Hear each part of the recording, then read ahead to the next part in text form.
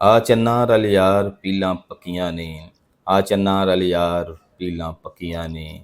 ਕੁਝ ਬਗੜੀਆਂ ਕੁਝ ਸਾਵੀਆਂ ਪੀਲੀਆਂ, ਕਈ ਬੂਰੀਆਂ ਕਈ ਫਿਕੜੀਆਂ ਨੀਲੀਆਂ, ਕੁਝ ਦੋਧੀਆਂ ਕੁਝ ਰਤੀਆਂ ਨੇ। ਆ ਚੰਨਾ ਰਲ ਯਾਰ ਪੀਲਾਂ ਪੱਕੀਆਂ ਨੇ। ਇਹ ਪੀਲਾਂ ਦਾ ਨਿੱਕਾ ਜਿਹਾ ਬੂਟਾ ਹੈ। ਪੰਜਾਬ ਵਿੱਚ ਇਹਨੂੰ ਕੈਂਚ ਮੈਂਚ ਵੀ ਕਹਿੰਦੇ ਨੇ। ਜੰਗਲੀ ਫਲ ਏ, ਜੰਗਲੀ ਮੇਵਾ ਏ। ਕਣਕਾਂ ਪੱਕਣ ਦੇ ਨਾਲ ਨਾਲ ਪੀਲਾਂ ਵੀ ਪੱਕਣ ਲੱਗ ਪੈਂਦੀਆਂ ਨੇ। ਜਿਹੜੀਆਂ ਪੀਲਾਂ ਪੱਕੀਆਂ ਨੇ ਉਹਨਾਂ ਦਾ ਰੰਗ ਗਾੜਾ ਜਾਮਨੀ ਦਿਸਦਾ ਪਿਆ ਏ। ਫਿੱਕੀਆਂ ਹਰੀਆਂ ਪੀਲਾਂ ਅਜੇ ਕੱਚੀਆਂ ਨੇ। ਪੰਛੀ ਪੱਖੂ ਸ਼ਹਿਦ ਦੀਆਂ ਮੱਖੀਆਂ ਸਭ ਪੀਲਾਂ ਦੇ ਦੀਵਾਨੇ ਦਿਸਦੇ ਨੇ। ਪੀਲਾਂ ਦੇ ਨਾਲ ਹੀ ਇਹ ਨਿੱਕਾ ਜਿਹਾ ਬੂਟਾ ਚਰਾਇਤੇ ਦਾ ਬੂਟਾ ਏ। ਚਰਾਇਤੇ ਦਾ ਨਿੱਕਾ ਜਿਹਾ ਬੂਟਾ ਅਤੇ ਉਹਦੇ ਉੱਤੇ ਲੱਗੇ ਹੋਏ ਨਿੱਕੇ ਨਿੱਕੇ ਗੁਲਾਬੀ ਰੰਗ ਦੇ ਫੁੱਲ ਦਿਲ ਨੂੰ ਮੋਹ ਲੈਂਦੇ ਨੇ।